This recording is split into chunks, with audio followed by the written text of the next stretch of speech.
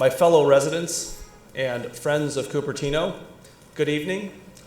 Please rise as we pledge allegiance to the flag, and my daughter Allison Paul will be leading us tonight.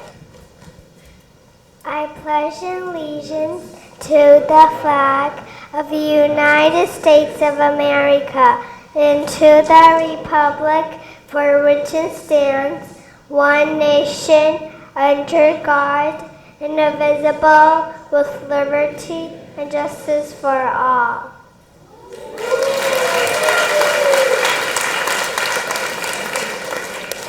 Thank you, Allison. I appreciate you and your sister Annabelle being here this evening to support Dad. Earlier today in the afternoon, I spoke to the importance of sustaining a culture of volunteerism. Tonight, I'd like to cover a few issues of interest to our residents. I'd like to also address a couple of larger issues of our day. Basically, I'd like this address to be the opposite of what we think of as political verbiage. And with this backdrop in context and general aim, I'd like to continue the address this evening with several selected issues of importance and relevance to my fellow residents in Cupertino. And these issues by virtue of our basic interconnectedness, which of course of late has received a number of upgrades, and by of late I mean maybe in the last 15 years or so, in quality and speed. And they are ones that affect and are affected by a much wider community. Before I move into the evening speech, I'd like to thank some of the elected officials from the area that didn't make it to the luncheon and are here tonight. From the Campbell City Council, we have Liz Gibbons. Thank you for making it out this evening. And I'll need a show of hands. Are there any other electeds that made it out to tonight but not for the luncheon? Yang Feng Chow from the CUSD, Cupertino Union. Thank you very much for being here tonight. And I see a finger pointed in with one more person. Lydia Kuo from Palo Alto. Thank you for making it out tonight. Very nice to see you. And also, I'm not sure if your vice mayor was acknowledged. I want to thank Eric Filseth, the vice mayor of Palo Alto, for making it out for the luncheon as well. Before I move on to the evening speech, I'd like to introduce again our Cupertino City Council. In addition to myself, we have Vice Mayor Rod Sinks,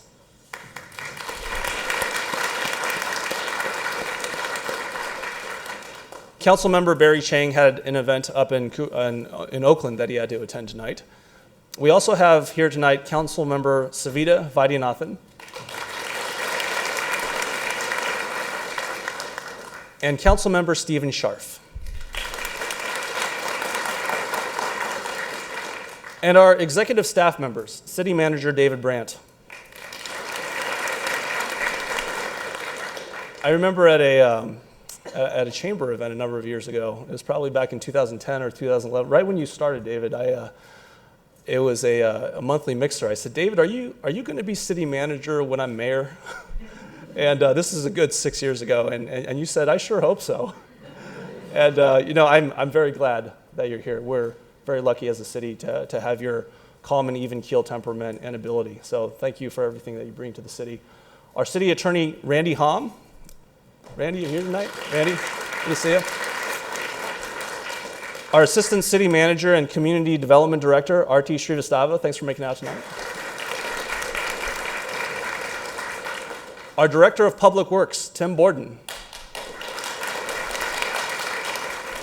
So our excellent roads, everything else, public works and infrastructure. Thank you, Tim, for delivering that in the last several years. It's very excellent. And as well as a very good bike and ped plan going forward, which I will actually get to in my canned remarks, so more later. Thank you for the anticipation. Our administrative services director, Christina Alfaro, is here tonight. Our Innovation and Technology Director, Bill Mitchell. Our City Clerk, Grace Schmidt, is here tonight. And our newest hire, Recreation and Community Services Director on our executive team, Jeff Milkus, couldn't be here tonight, but he does an excellent job, and this is one of the facilities that his department oversees. Let's get right into the issues and talk about development. One of the issues that gets frequent attention in Cupertino is development and what to do with particular spaces. This past year, we held a speaker series of panels addressing retail, housing, and transit. This was, all in all, a well-received effort by our city to bring forth to the community a discussion-based format for considering the various issues that we face with developing our spaces. A particularly significant space is the Valco Shopping Mall, which has been there since the fall of 1976. And there's the image of our iconic sign that you can see off the freeway. 1976 is an interesting year, as it also happens to be the year that Apple was founded, and the year I was born. I'm actually 2 weeks older than Apple, which is incorporated on April 1st. So I'm a St. Patrick's Day baby, 2 weeks earlier on the 17th of March. But in any event, the community and the sum totality of it with respect to our discussions greatly enjoyed the informative discussions last year. We were able to see experts interact in detail under some understandable and intuitive propositions, namely that retail is in a state of flux, housing is in demand, and that traffic is getting worse. Retail is an interesting topic, made further interesting with respect to the fact that Cupertino is Apple's hometown. Extraordinary things happen here which have had worldwide repercussions in the presentation of modern cutting-edge products. And in fact, even though nothing was on sale there, the first iterations of the Apple stores, from what I understand, existed right here in Cupertino. And it's fascinating to think about how when you drive around our city, any number of interesting things are happening that may well have a significant, and we hope, beneficial impact on the planet and our fellow inhabitants. You know, I don't think this is too premature to say, but I think money as a tool seems like it's here to stay.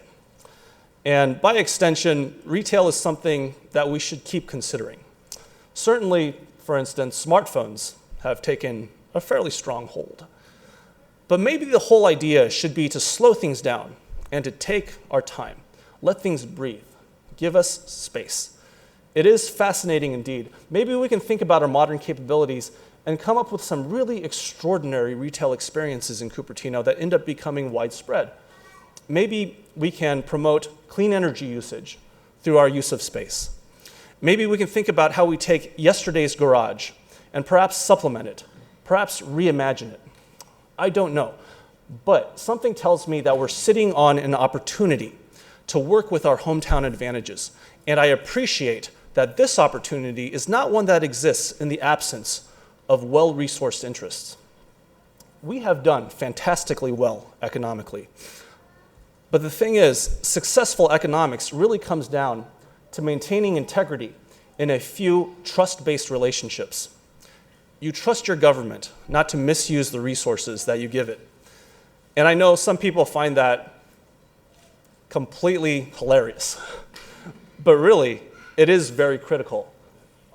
Some will also tell you that you should always let people behave however they feel like behaving, and that the so-called free market will figure it all out. I think generationally, we have enough experience to just state that that's obviously and completely incorrect. We have figured out by now that some of the well-resourced, if not held to account, and this is true of everyone really, they'll use their resources in order to get what they want, irrespective of particular considerations. Some of these considerations are quite important. And so what I'd like to do here is simply make clear the basic considerations behind, first, what seemed to me, after several years of evaluating community feedback and the key considerations of our community regarding what they are, and second, my own sense of what's practical, responsible, and keeping up with our historical norms and behavioral patterns, which in Cupertino are actually quite good if you really look at the data. But first, let me share with you what I'd personally like to see. And as an aside, in this regard, I just want to say, from the perspective of good governance, I think it's critically important that people, that you elect, put their cards, so to speak, on the table. We're entitled to our opinions. This is a First Amendment country, free speech, right? Freedom of thought and freedom of all sorts of things that help make our lives enhanced with greater happiness and liberty. But with respect to the representation, I think the representation is the critically important part. We need to be able to take the community sentiment, process it, and weigh it against the other various factors. And I greatly thank the many various mayors and former council members that have made it out this evening. I know I'm not really speaking to anything new with regard to that, to their years. And a lot of them were actually at the luncheon as well. So I'm not trying to be rude or be non-formalistic in not acknowledging them. But I think, at the end of it, it is critically important that we have an open book, because ultimately our system is a privilege, and we're able to come up with all these better solutions because of the fact that we have a lot of these considerations on the table. But I just want to reiterate, the opinions I'm sharing here, they're strictly my own perspective. But in real estate, as we know, the comps are important. For Valco, there happens to be a convenient comparable just north of there in Apple Park. The Valco space sits on approximately 58 acres. So here's an aerial of the Valco space. Apple Park sits on approximately 176 acres. The amount of square footage of developed space that Apple has made is approximately 3,621,000 square feet. Translated to 58 acres, this is a floor area ratio, if you will. And this is a surprising number to me. I actually recalculated it last night after getting some verification of the numbers from our staff. The floor area ratio of the Valco Park, of Apple Park translated to Valco, is actually approximately 1.2 million square feet, which is actually quite the coincidence, because that happens to be the current square footage of Valco Mall. And I originally had thought it was 1.5 million, but based on the original calculation, I was under the impression it was something like 4 million square feet of developed space over in the Apple campus. It's actually more like 3.6. So that's where I get my personal preference for square footage. But that's strictly personal, and it can be informed by other factors, of course. But I think square footage is a fairly valid way of considering the overall feel and effect of a space. True, there are ways to make a given amount of square footage feel substantially different. I respect that. I respect the modern day capabilities. But insofar as the potential openness and opportunities to interconnect with the natural ecology are concerned, I think you start with a minimal footprint and you work upward from there. And actually in 2009, when I first ran for city council in Cupertino, I held a campaign right across Tantau in what is the midst of Apple Park now.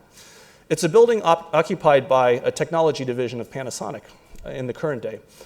I knew one of the people developing the building, and they spent a substantial amount of resources and commitments to what we think of as green building and also reclamation. Not everyone knows this, but our valley was once at the forefront of the country insofar as the density of Superfund sites needing environmental reclamation were concerned. This is because in the early days of chip manufacturing, the disposal of materials was, shall we say, somewhat more casually regulated. No one argues these days that burying toxic waste near and in the middle of residential areas is not a great thing. And this also is what I mean by the fact that we do need some oversight. It just needs to be informed and intelligent. Anyway, the developers of this building were spending a lot of resources to make sure that the building was very green, and that the soil reclamation was thorough, with a couple of different pump and cleaning systems on site that you wouldn't even notice were there unless someone told you about them. It was at that time that I held a campaign event at this site to highlight these efforts. And I'm so pleased now, almost a decade later, that we have a space in town that is not merely carbon neutral. It will generate more electricity than it uses. It has real open space, and it is being used for the good purpose of continuing the excellent work set forth by one of our hometown companies. Of course, that space is not entirely open to the general public. However, due to the efforts of the company, and I think some encouragement by our council and public, we do have a visitor center for Apple that is completely unique and which is a part of the new campus. Through this experience and observation generally, I think that it does take a fair bit of thought and organization and effort to consider how we use the best of our knowledge to keep our spaces interconnected to the ecology as well as aesthetically functional. A lot of that work is delivered by our city. And I'd like to take this opportunity to thank our planning commissioners, some of whom are in attendance this evening. Don Sun is our chair. Is Don here tonight? Jeff Paulson, I saw Jeff here. He's our vice chair of the Planning Commission. Yeah, thank you. Jerry Liu is here next to Jeff. And David Fung. David, are you here this evening?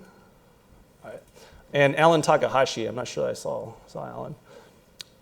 But I want to thank the commission for the volunteer work that you do in balancing the requests of applicants and the input that we get from the community. This project is one of many. But as I say, much, if not all, of the nitty-gritty of the detailed work here is delivered by our city staff.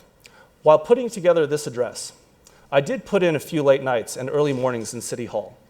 It's true, on perhaps one or two occasions, I ended up leaving maybe around 6 in the morning.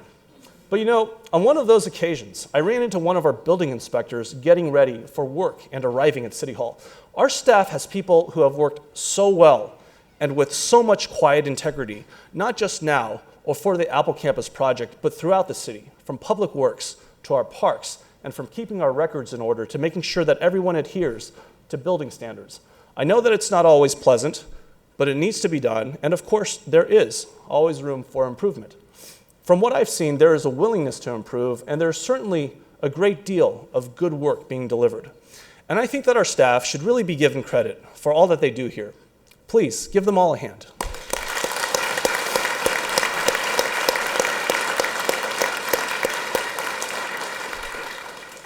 Valco Shopping Mall is 1.2 million square feet of retail. While it's probably true that the retail experience can be informed by current capabilities and even improved while saving some space, it would also seem apparent that some reasonably substantial amount of space is still necessary for the quality of our modern-day retail experiences. True, as all of our other capabilities have been informed by experience and ingenuity, so has the design of our interior and interactive areas. It's not too much to ask, however, that we preserve half of what is there now for retail. And it seems to me that we have a landowner and staff committed to ensuring that this happens. Retail connects to quality of experience. I ask that we look to some of the standards set by Apple for trying to define how we approach retail. Let's use some creativity and imagination, as well as some good anticipation as to what we can deliver. People obviously still need recreational activities such as, for example, ice skating, bowling, and going to the theater. Health and fitness are very important, and it's always unfortunate to see those types of opportunities disappear. But what can we do with all this knowledge that we've gathered and all of this capability that we've gained? The richest person in the world owns a company that aspires, in not too much of a stretch, to deliver consumer products ordered on the internet within the same day. We've come quite a ways from the Sears and Roebuck catalog, and perhaps this is the right time and place to be asking ourselves whether we can meld the elements of the mall, which was also quite the step away from the mail order catalog, with our new capabilities. Is it all experiential? At the very least, our spaces would seem to be able to be utilized more efficiently. And this is the strangeness, if you will, of it all. One would think that with all this time that we're saving, and with all this space that we're saving, that we should be a lot more free to do the things that we enjoy within spaces that can better address what we all want to see. What is it that's happening here? Why are we even busier and more congested to the extent that we are? I think that we need to ask first whether it's possible to achieve our preferences, and if we do that in a positive fashion, then answer the question of what we need to do to get to that point. In my opinion, if anyone is looking to build a legacy, a testimony to their time on this planet and their contributions to their fellow human beings, then that would be the couple of standards to follow. For me, and again, this is just personally, without seeing applications and definitely keeping an open mind with respect to the possibilities out there, the limits of freedom and functionality would seem to be around 1.2 million square feet based upon the comparable. But I'd like to see incubator space and clean technology development. Of course, then, what does that leave out if we've talked about retail and office space? Right, residential space. The issue here is that the utilized office space, constructed not just here, but throughout the area, has created the need for housing for people who work in these spaces. A numerical metric that is very useful in determining whether a given jurisdiction is balanced in this regard is known as the jobs to housing ratio. This ratio is a factor used by the Association of Bay Area Governments, also known as ABAG, which has recently merged with the Metropolitan Transportation Commission, so it's ABAG MTC now, to help determine what our responsible allocation of housing is for a given 8-year period of time, the current implementation period of which runs from 2015 to 2023. A 1.5 ratio of jobs to housing is considered good, and that's what the overall ratio is in the entirety of Santa Clara County. If, for every 1.5 jobs, we have 1 unit of housing, that is considered a good mix. It helps to account for living space being in close enough proximity to jobs such that workers have a place to live close by, if they choose to live close by. True, not everyone takes this option, but from a quantifiable perspective, if you adhere to these proportions, you can have the overall benefits of available and appropriate spaces complementing each other. Now, when this proportion gets out of balance and in favor of too many jobs, then you tend to see housing shortages and increased traffic patterns. And I will concede that no metric is perfect and that our jurisdictional borders are not necessarily the be-all and end-all of defining how we apply this analysis and looking at needs. However, the data is real. It has good utility, nothing is perfect, anything can get better, and this gives us a tangible message with observable repercussions that are and will continue to be experienced. If you evaluate these ratios in any given city in this area, you will see that there is indeed a fair reflection of housing demand, as well as impacts on traffic. Office space corresponds for obvious reasons to jobs. Generally, calculations that translate office space to jobs range from 250 to 300 square feet of office space per job. But in actuality, calculations of jobs and the jobs to housing ratio don't strictly go by square footage.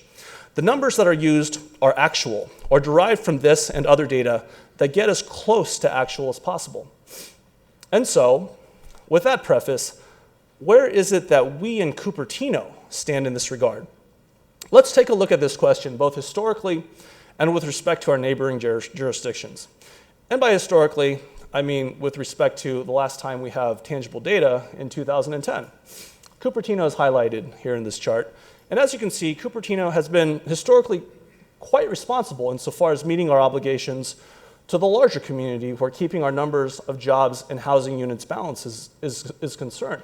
You can see that in the last year where we have census data available, 2010, that our jobs to housing ratio stood at 1.29. So that's below the 1.5 optimal threshold. We are in fact exceeding our obligations to the greater community as of 2010. However, our best projections for 2040 have increased since that time. It's not at a point where anyone can justifiably say that we're at a critical level where drastic measures must be taken, but the data is telling us that we should pay more attention to ensuring that our housing stock keeps in balance with our job growth. We are projected at this point, if no housing units are added, to be at a ratio of approximately 1.66 to 1 in the year 2040. And that's based upon projections of 2040 derived in the year 2017. This is what I find interesting and informative about this data. If you look at it, it's not really just a reflection of how many jobs we have and how many homes we have. It's also a reflection of our approach as a community. Certainly we can point and compare with other communities and rationalize. But instead, we in Cupertino tend to take the approach that we take care of meeting our obligations responsibly, so that when future opportunities arise, we're prepared thoroughly to optimize those opportunities. That's why I'm not really making any kind of personal policy decisions here. My job in this elected capacity is in large part to reflect and continue our community approach, particularly in those areas where we've been historically successful. That's why, from a policy-based position, albeit just in reflection, again, of my 1 vote in 5, it seems to me that we should be focused a bit more on housing at this point. The circumstances are not dire. We have good options. But certainly the time to act would be at this point if we're following our historical behavioral pattern. And of course, the problems that we have are ones that have been created by success. We can absolutely build upon that success, but let's not do it in a vacuum, devoid of adherence to the good thinking and approaches that got us here in the first place. As far as I'm concerned, Cupertino should continue to meet its responsible obligations to the greater community while looking out for the interests of its residents. And the pathway to doing so in the context of how we approach development in the relatively near future is quite clear and achievable. Living spaces represent quite the exciting opportunity to explore what we know and how we live. And the same goes for retail. One way to think about retail is quite straightforward. How would you like to spend your money? And it seems that we do like our theater and would have even appreciated a greater variety of them insofar as selections of offerings and ability to put forth live performances, for instance, are concerned. Our ice rink, our bowling alleys, and our physical fitness facilities. There does seem to be a longing in our community for spaces to connect us with what we think of as the traditional retail activity of purchasing consumer goods. But where is the balance these days when we in the totality are such savvy and steady customers? Ultimately, the industry will need to meet the demand for this higher quality, which in the final analysis is a good thing. We have a company within our borders that does this, and now we have an opportunity to open our doors again to retail that takes into account and makes good use of enhanced abilities. First, to save space because anyone with a smartphone can shop for virtually anything. And second, to save even more space because our delivery capabilities allow us to store goods more cost effectively. But these factors should all be balanced with each other. I'm certain that an ecosystem of possibility still allows for people who are clever and committed enough, but mostly committed enough, to deliver a fantastic traditional retail experience. If we want to support more of what we'd like to see, then please put forth the suggestions as to who we look to bring into the community in this regard. You might have heard recently that there is a specific plan process that's kicking off for Valco. Please participate. And I ask that all stakeholders participate in good faith. We're in a very optimistic position, and if we do this, I'm confident that we can get to a very good agreement and consensus point. After all, the free market is nonetheless quite powerful, and we can apply what we've learned empirically over the years to better harness the benefits that come when you provide people freedom to take action and make choices within a fair and efficient framework. With our modern knowledge and historical wisdom, looking at this optimistically, Cupertino does have a number of options here as we proceed carefully to envision space that meets our aspirations and our obligations. Before we move on to the next topic, I did want to share something with you. When we speak of development in Cupertino, the opening of Apple Park not only created a buzz locally, but also globally. I'd like to share this video from our neighbor and hometown company, Apple, and thank them for providing it.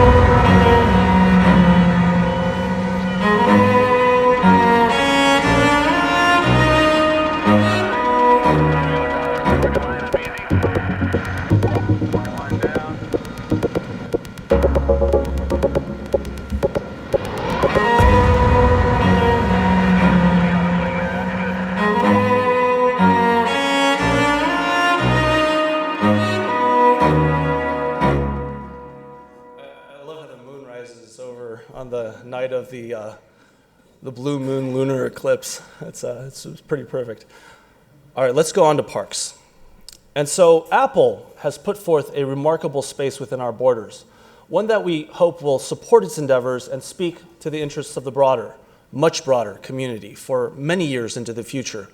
We'll be there to support these efforts. We get that this is a publicly traded corporation, but a corporation nonetheless that has shareholder interests to bear in mind. But like our Chamber of Commerce, which has as its legal reason for existence advocacy to our jurisdiction in the interests of the business community, any given business can make the same decisions regarding their more localized involvement. It just so happens that Apple lives in a small town environment and does have to balance the interests of the company with, depending upon the day, what is sometimes the largest market capitalization in the world, and more cash reserves than, frankly, most countries. But I still maintain that you're only as wealthy as how wisely you spend your resources. You can take that wisdom with you anywhere you go, after all. And that wisdom has guided us in Cupertino to make strides to develop ecologically sound park spaces throughout our community. Let's take a step back and see where we stand in this regard and where we can potentially go next to deliver healthy spaces. We have, as a city, recently acquired a residential space next to Blackberry Farm. This will allow us to make a much-needed separate pedestrian path into the park rather than having foot traffic walk up and down San Fernando, sharing the narrow road with vehicles. This is a really good thing, and it took us all of a couple of months to make this decision. I would like to give some attention to an area of Cupertino that doesn't have as much city-owned and operated park space. Here's a map of what park distribution in Cupertino looks like. Parks are in green, clearly. As you can see, this area of Cupertino, on the eastern side, the Rancho Rinconada neighborhood, is particularly lacking in park space. There are other areas as well, granted, such as where I live in northern Cupertino, but as far as the areas with opportunities for the acquisition and provision of significant amounts of public use and park space, Rancho Rinconada represents a significant opportunity in that the neighborhood adjoins a space that is both significant in size and location. This location is just south of where Calvert Drive meets Lawrence Expressway, and if Midway on the eastern side of Lawrence Expressway extended over to the Cupertino side, then that would be the southern border of the space that we could dedicate to public park use. Such a use could potentially be passive or active. One of the considerations is the fact that it does adjoin busy Lawrence Expressway. That is true. And I actually remember my first action as a Parks and Recreation Commissioner back in 2007 was to recommend that we put a black iron gate around Franco Park so that little kids wouldn't run out in Homestead. And it's funny how these things interconnect. Maybe 7 or 8 years later, I had the great benefit of using that park and making sure my kids didn't run out because there was a black iron gate surrounding Franco Park off of Homestead. So it's nice. But with respect to this particular space that we'll call Lawrence Midi, the utility of this space as a trail extension for the San Tomas Aquino-Saratoga Creek Trail has long-ranging repercussions and beneficial ones for how we improve quality of life in Cupertino and in the entire region.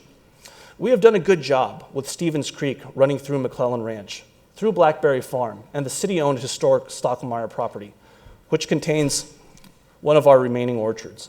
The question we now need to ask is whether we are willing to put in the work to ensure that society at large in our community doesn't simply write off certain areas as impervious to application of our modern-day ecological principles as they intersect with the spaces where we live and commute. To me, the answer is obvious, that there is no such practical barrier as to render the one impervious to the other. And I think that we all appreciate that this is true. We don't just write off areas. We should continue to set a standard in a careful and measured manner. It's certainly not necessary to be reckless in order to do good things. But now, after more than 30 years, and especially as set against the backdrop of a land acquisition that took us much less than a single year to finalize near Stevens Creek, we should start to do the same thing for Saratoga Creek. It's a real commitment, true, and if I were here 10 years ago, it would certainly not have been the right time. All right, the point is this. We are not at a time right now where it's a stretch to obtain this space and dedicate to a use that improves quality of life and interconnections. As we look to the next generation, we will want to be able to improve the Lawrence 280 interchange. And when we do that, we should consider what we need to do in order to ensure that this pathway we have doesn't just abruptly stop right here, just south of where the red triangle is.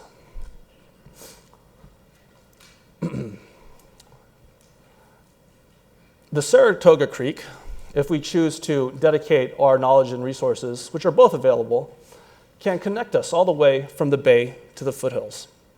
And we don't need to weave this out of whole cloth through existing neighborhoods over already existing uses. Our interconnectivities and park spaces at large are being well considered by our staff and our citizenry. Public Works and Recreation and Community Services are both hard at work, bringing forth visions to reality in these regards. I'd like to recognize the heads of those respective departments again at this time. Tim Borden and Jeff Milkus, if you would please stand, and let's give them a big hand. Thank you. And we have members of our community who serve on the Bicycle and Pedestrian Commission, as well as on the Parks and Recreation Commission, whom I'd like to recognize for all of their efforts on creating plans related to pedestrian access, bicycle routes, and our entire system of parks. It's a lot of time and dedication to be the public interface for these efforts, and so please, give them a hand. On the Bike Ped Commission, I did see that we had Pete Heller here tonight. And if there's anyone I'm missing, let me know. Oh, Jennifer Sheeran is here as well. And I'm not sure if we have any of our Parks and Recreation commissioners, but there's actually a significant overlap in membership between that commission and the Cupertino, Italy Sister City Committee. And they're hosting a delegation here tonight. But if we have any Parks and Recreation commissioners here tonight, oh, okay, great. It is through these efforts that we better prepare to keep thriving while keeping our community happy, healthy, and interconnected. I'd like to transition at this point to the topic of disaster preparedness. Our preparedness also extends most critically to matters having to do with emergency management and response. Cupertino has a very robust and active emergency response corps of committed staff and volunteers. Claire Francavilla, our emergency services coordinator, is a recent hire. Is Claire here tonight? Hi, Claire. Please stand. Welcome. Claire has dedicated her working life to ensure that our families are as safe as possible during an emergency. But she is not alone. As with many other aspects of our community, there are groups of community volunteers that make us, in this case, safer. Members of our Public Safety Commission are here this morning as well. Our chair, Jerry Tallinger, just finished his term as one of our Public Safety Commissioners, and I'd like to thank him for all of his work.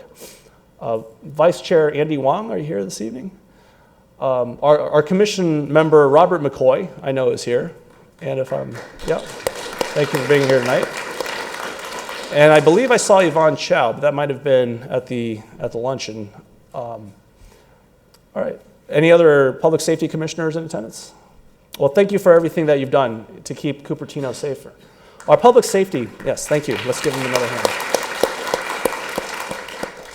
Our Public Safety Commission represents just some of our many groups committed to ensuring that we are ready in emergency situations. There's also the Cupertino Amateur Radio Emergency Service, also known as CARES, our Medical Reserve Corps, and the Community Emergency Response Team, also known as CERT. Unfortunately, signups for CERT by Cupertino residents has dipped in recent years. I encourage you all to visit the city's website periodically to find out when the next CERT Academy is coming up. There will be one in March that will be taught in Los Altos Hills, and then there will be one in June that will be taught right here in Cupertino. This year, in addition to the incredible efforts of our volunteers, I would like to see the integration of data aggregation and artificial intelligence technology and the like efforts combined with our technological capabilities that anticipate areas of need in various emergency scenarios. That technology is out there, and tonight I am pleased that we are joined by people at the private sector and nonprofit forefronts of our emergency preparedness efforts. Ahmed Wani, who is the CEO and co-founder of a company called One Concern, a company using modern-day data aggregation analytics to help us deliver better preparedness and responses to scenarios involving earthquakes, floods, and fires, is here tonight. Ahmed, welcome. Nicole Hu, the co-founder of One Concern, as well is here and is their Chief Technology Officer. Thank you for being out here. We are also joined by Ken Torin, the CEO of the Silicon Valley chapter of the American Red Cross. Ken? Good to see you. I commend Mr. Wani and Ms. Hu for their concern and dedication, and I thank Mr. Torn for being here to support our community this evening as well. A note about this evening's discussion and setup. We've purposely created a roundtable format for the purpose of continuing discussions after these remarks. And so please, after my remarks conclude, get some refreshments if you wish, and have a chat with Ken and Nicole and Ahmed and your friends, neighbors, and colleagues. Efforts like theirs and yours are critical in ensuring that we are as prepared as we can be in emergency situations brought about by earthquakes, fires, floods, and all of these things are actually part of our potential experiences. Our staff is currently examining whether the software brought forth by Ahmed and Nicole and their company, and they're trying to determine whether our systems that we use in Cupertino can be improved in this manner using data aggregation and artificial intelligence. And essentially what it does is that it takes the structures in your jurisdiction and it imposes upon it some parameters of various disasters. So you could pick a fault line, so say just randomly close by, and impose a type of earthquake on it at any given depth. And you could actually try to figure out where your structural damage is statistically likely to be. And so you can imagine how powerful this could be in a situation where you're trying to prepare, where you're trying to drill and respond. But also how powerful it can be when something like this actually happens, because there are gaps that any community may not know about. So it's fascinating stuff, and I look forward to the evaluation, being able to see whether we can actually embrace here in Cupertino, this technological possibility, and of course, ultimately save lives. I know that it's oftentimes difficult for many to think about these situations before the fact, but it's exactly before the fact that we need to be considering and preparing for them. I thank our community volunteers such as Stuart Chesson and Fari Aberg, who in providing on-the-ground emergency services for organizations such as the Red Cross, and for purposes such as ensuring that we have medical personnel available at certain of our outdoor community events, make sure that we respond with efficacy and intelligence and competence, and that we anticipate with intelligence and organization. I commend and support your efforts. I'd like to talk a little bit about our library in City Hall at this point. We have a great deal of participation in this community and a strong appetite for gathering in a highly valued place, the Cupertino Library, which is part of the Santa Clara County Library District. Recently, I saw Cupertino's community librarian working the children's desk, and I have to tell you, I was deeply impressed. Claire Verizio is our community librarian for the Cupertino Library and is here this evening, along with the head is Nancy here this evening? Well, but Claire's here this evening, so let's give Claire a very big hand. We appreciate you for bringing forward this cherished community resource. The library truly is a special place with a priceless type of value that one would be hard-pressed to quantify, but not now. Nonetheless, because we are where we're at right now, we can attempt to do so, and there's even a handy website that does. There's a value calculator brought forth by the American Library Association. With regard to the Cupertino Library, we deliver an estimated value of at least $35 million annually to the community. And I'm sure that Claire would be happy to provide you with a line item breakdown of the value of the various services. But one thing I'd like to see make significant progress in this year is a well-considered and planned out expansion of the library such that we are not needing to scale back on the various events and gatherings that the community would like to have. Our community hall has been pushing the limits of its availability until the library made responsible decisions that were difficult, but again, the responsible thing to do, to scale back on its well-received and well-attended offerings to the community held at Community Hall. Now is the time to provide that space to our community so that we can accommodate all of the groups and discussions, story times and classes that we have the strong motivation and eagerness to attend. In the same general civic space, I'd like to see that we keep on engaging with the community to see what is desired and needed at City Hall.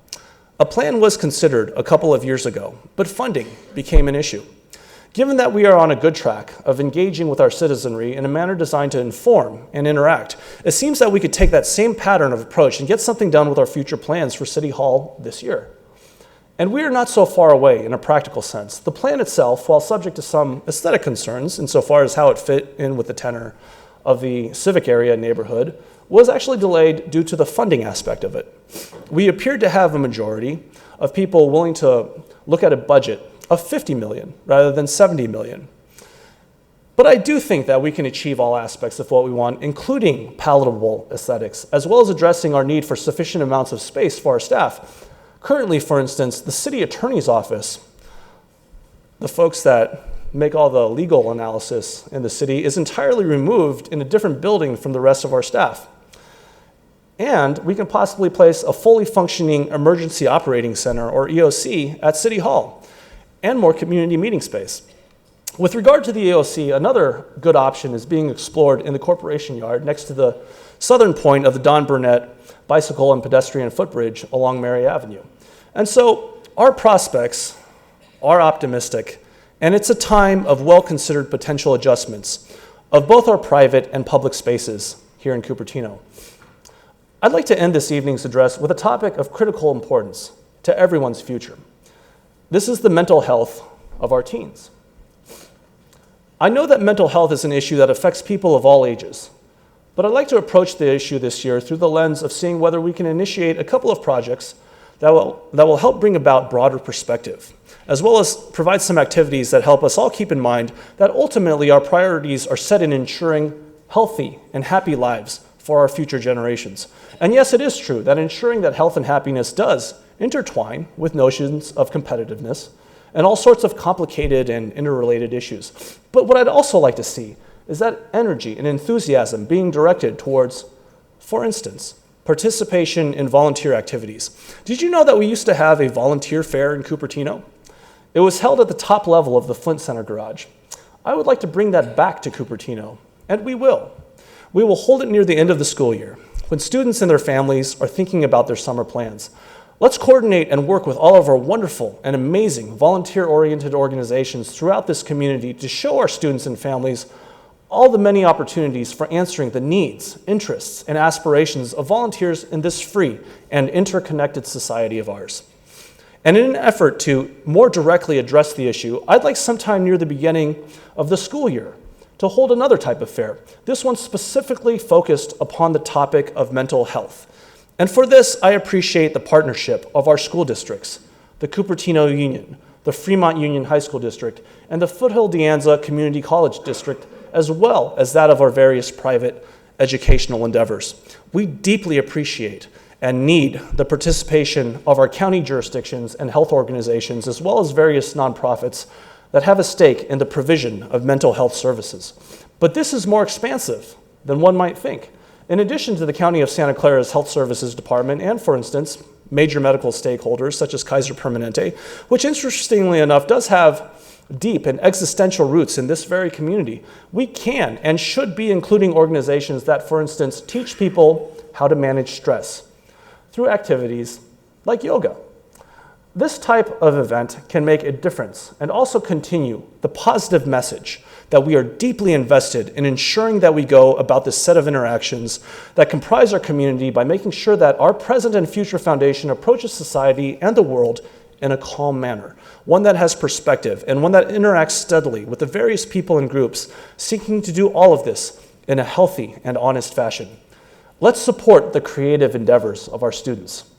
There are a number of hackathons put forward by the community, and that's a great thing and reflective of who we are. But as a community that also supports the arts and creative expression, let's also support the efforts of our students to find artistic outlets. I was recently contacted by one of our students who is here this evening, Varun Tandon, a senior at Homestead High, who would like to put forward a project to have a legal graffiti wall. Varun, if you would stand. Thank you for coming out tonight. This is a fascinating idea, and one that actually intersected recently with environmental issues in my own experience. I ran into Sherry Donnelly and Alex Wyckoff over at City Hall, who are staff members, and they, at this point, were geared out in fluorescent green safety apparel. and they had just returned one morning last week from cleaning out one of our local creeks. Graffiti along a tunneled channel is an issue there, but they told me that from an environmental perspective, the major issue is actually people leaving behind spray cans. And if we put together more of these perspectives and conversations, that's how we start interrelating things like creativity and innovation and activities and their environmental effects. And then we can work towards making the community healthier, happier, safer, and one that meets the promise of our times, which is to be able to translate these ideals into a language of common values that helps us all to be better and to thrive. In Cupertino, as always and everywhere, there is work to do, but the state of our city is positive. We're optimistic and looking forward to the future. And there is one more thing.